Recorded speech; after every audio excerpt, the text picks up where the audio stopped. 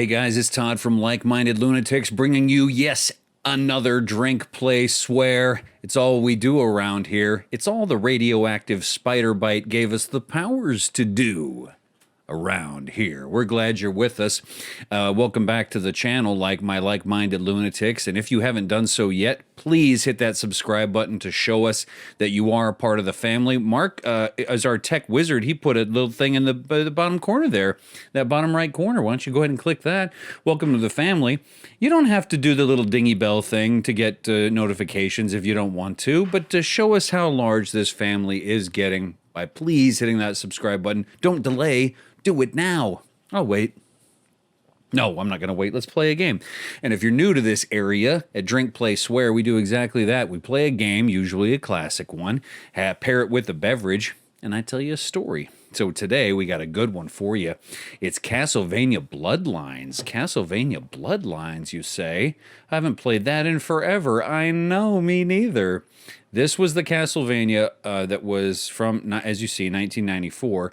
That was available on the Sega Genesis. So we're going to check that out. And we're going to pair it with another bad boy. This is a Jim Beam and Coke. Get yourself something, please. Have a beverage with me. Kick back and let's play a fun old game. Now, when the Super Nintendo and Sega Genesis were going toe-to-toe, and the world was still trying to figure out who was going to come out on top, they would do something funny, which is they would both release games. Sometimes they would try to release the same game, but on a different platform, and you had that situation with like Mortal Kombat and Earthworm Jim and some of those other games. But with this one, it was a totally unique game, a totally different game. Let me get that game audio on for you so you can experience this. There we go. Look at that. Man. And I have to say, 9 times out of 10, I will argue for the legitimacy of the Super Nintendo version over the Sega Genesis. But in this case, and you might disagree with me, but I'm going to have to go with Bloodlines, the Genesis game. Super Castlevania 4 was the Super Nintendo game, and it is also really great. But look, what did the Genesis give us? They were famous for doing it. The gore. Look at this corpse I'm kneeling in front of. More gore.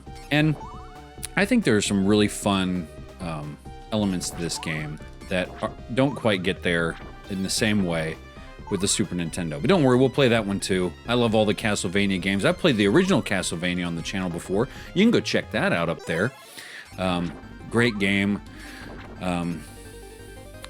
As of now, it's the original is the only Castlevania game I've beaten. And that took a serious commitment, man. Hey, if you're not an everyday kind of gamer, you know, I don't know what you want to call that, mid-core or something, it takes you a while.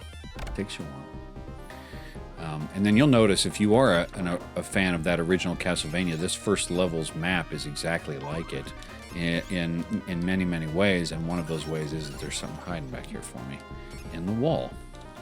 Let me get this dude out of my way. Look at that. Cool little power that gives me a blue electric whip. Fun addition, wouldn't you say? All right, what do I want to talk about today? This is a good one, dude. Okay, I don't know about you, but as a kid, and even to this day, I was a huge Metallica fan. Ooh! The heavy metal band. Yes, the heavy metal band. Yeah! And for so much of my life, it was like a central focus. And so it deserves its own story. So today, Metallica gets a focus here on Drink, Play, Swear. Yeah! I mean, honestly, do you want me to illustrate how important they were to me? I can very briefly by just showing you. Yeah! I mean, okay, that's how big it was. That's how big it was for me at one point. You know, not as much now. I listened to them a few days ago. I like them still. Even like their new stuff, newish stuff. But you know, it wasn't when you're a teenager and you're into your music, whatever kind of music is your music. Boy, it just does something, doesn't it? It just does something to you. Look at this guy. This is a cool little boss. Hopefully I can survive him. Like a werewolf with a shriek that's destroying the... Oh man, I gotta at least dodge one of these, or I'm doomed. Of course I didn't. If you're a regular to the channel, you know if there's an opportunity for me to bollocks it, I'm gonna bollocks it. Okay, bollocks it? I'm sorry, I'm Texan. I try my best, you know. So, Metallica. Came to love Metallica in 1995. The Black Album was their most recent effort, and I had a couple of good friends who were into them and who gave me quick access to all of their albums at that time, and just memorized them, learned them, loved them as quickly as I could. How on earth is he hurting me this fast? Get out of here. All right, now you want to see something cool? A little edge. If you're doing a tally of which one was cooler, the Super Nintendo or the Sega Genesis, you have to hit his disgusting, globulous, bulging corpse to end the boss level. And he goes up in blue flames. What's more metal than that? There's nothing more metal than that, is the correct answer to that question. So,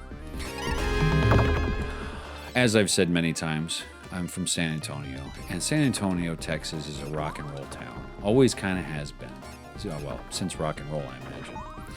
And because of that, there are lots of kids who like the music. In fact, we had, at the high school I went to, 3 separate groups of metalheads.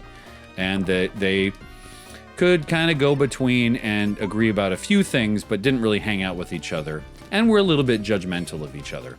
So there was the group that I was in that was sort of your thrash metal group. We liked Metallica, Megadeth, Slayer, Sepultura, Danzig, AC/DC, that kind of stuff.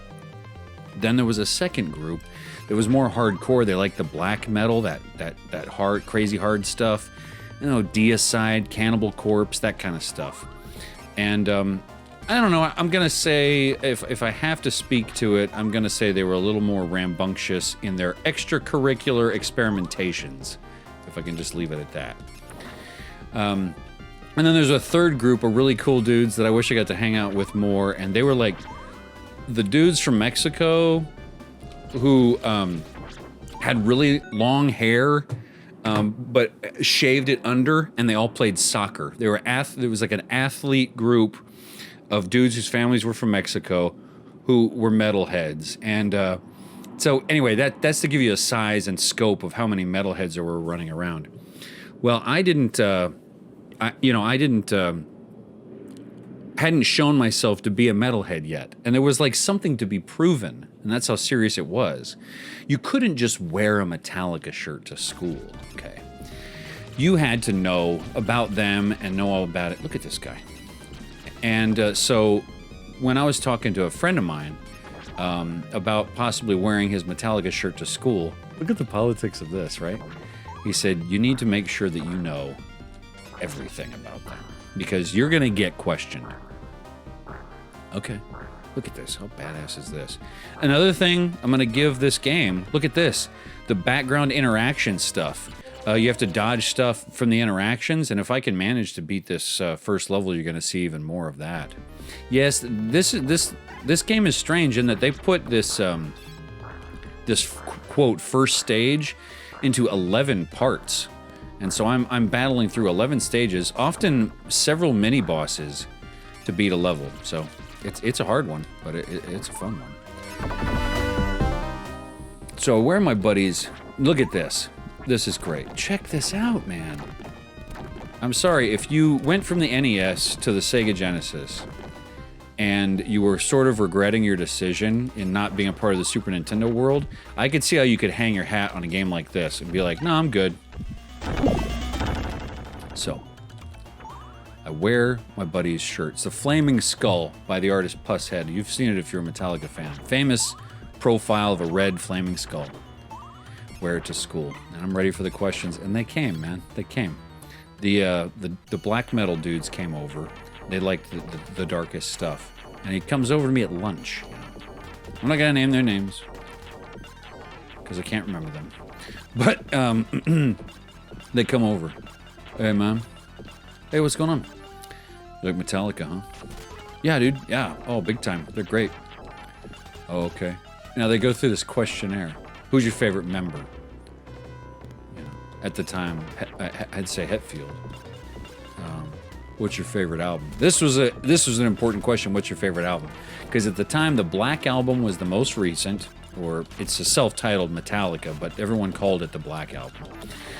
But it was their most commercially successful. So if you were a hardcore fan, you would never say that, even though you listen to it every day and every track on that album is a jam. Admit it. It's over. The young kids don't care about metal anymore. You don't have to be right. Just admit it. Black Album rocks. Okay. So, let's have a little beverage. Let's have a little toast to Black Album. The NEVA-NEVA-LAND! Ooh, shout out to Mark Gifford. He's done some great reactions to Metallica. Mark, put one of those, maybe the Enter Sandman one, put that up there. If you guys haven't seen that, it's a real treat. Ooh. So, go through the questionnaire. Now, what I said at the time was Master of Puppets was my favorite. I've changed back and forth over the years, sometimes And Justice for All, sometimes Puppets. You know, the hardest hardcore dudes will probably, you know, at least at that time, I'm a freshman in high school in 1996 or so. They would have said Kill 'Em All is the correct answer. Of course, it's the most raw, and it's the first record, right? But if we're talking really the songs that I love the most, the sound of the band at the most, probably Puppets, man. So I said Puppets, and that seemed to do. I seem to have passed the test reluctantly. They reluctantly passed me on the test, and it was a weird thing, man. That did it. Then it was okay, you know. I mean, I remember even hearing from an older kid, like a senior or a junior or something, saying, yeah, I guess it's probably okay if you wear Metallica shirts now. So, loved Metallica and actually saw them for the first time live in 96 or 97. It was when the Load album came out. Holy cow, if you were around for that, the world turned upside down when those dudes cut their hair and had a more, I don't know what you want to call it, a different sound. I think there's nothing wrong with the sound of Load. In fact, I think it's heavily inspired by the blues rock that we saw from some of the greatest originators of metal.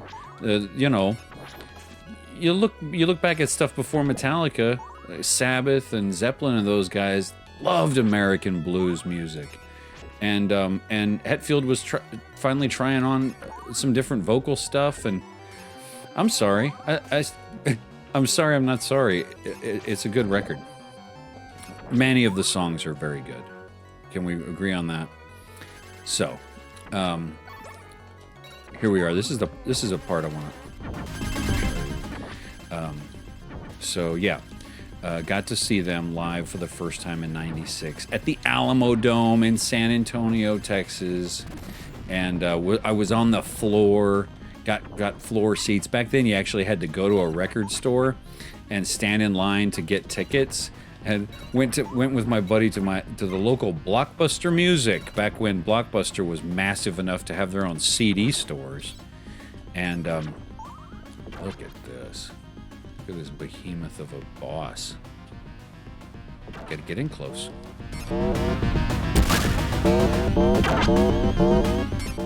Yep.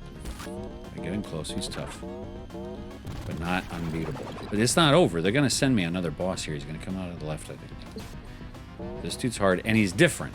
You see, you gotta play him different. Oh my gosh, he's still coming. He usually is supposed to kind of back up, but oh, that's the end for me. That's the end for me, and I'm wrapping up this story anyway, so that's fine. Last thing I'll say about all of that is that did get to see Metallica live that year, and they had changed, but they were still my Metallica. They were still a great band.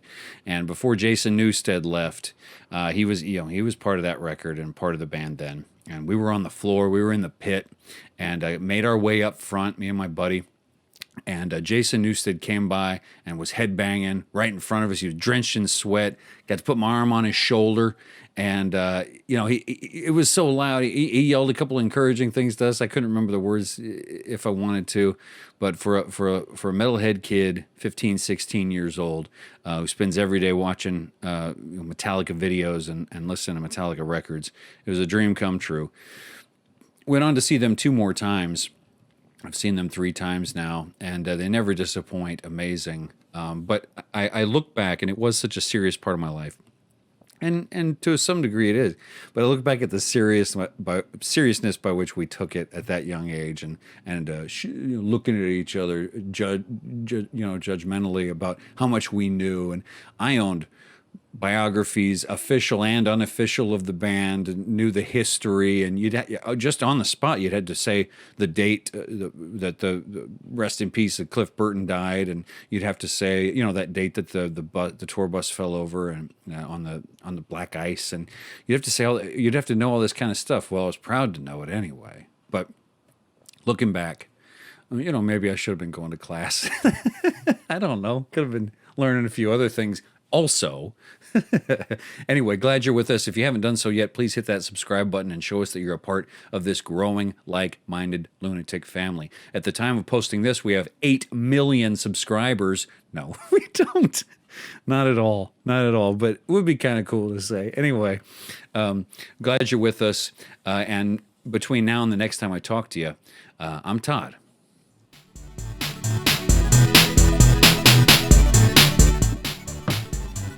See ya.